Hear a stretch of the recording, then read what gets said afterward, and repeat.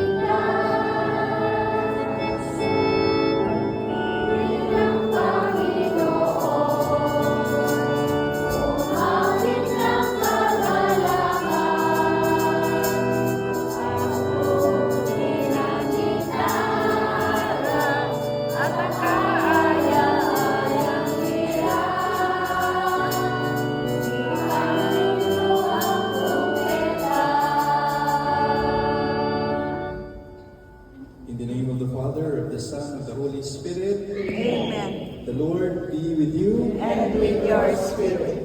Magandang hapon mga bata, mga nanay, tatay, dito sa Libis. Magandang hapon. Magandang hapon, Father. At sa aking team, sa Christ the King.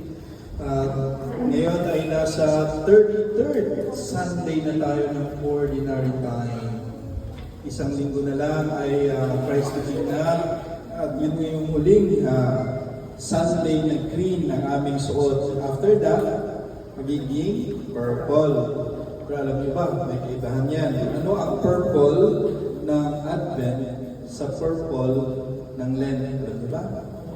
Purple pa lang masuot yung mga uniform. Anong kaibahan?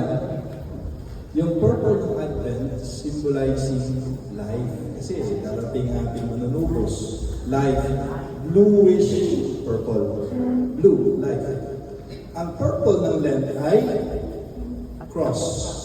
Red, blood, reddish purple. So, yun yung kaibahan. So, now we are at the last period na natapos ng ating liturgy, but also today ay ano pala ito? World Day of the Poor. So, dinadasal natin yung ating mga kapatid, kamag-anak na naghihirap sa buhay, sa pera, at also sa spiritual, emosyonal, at psychological.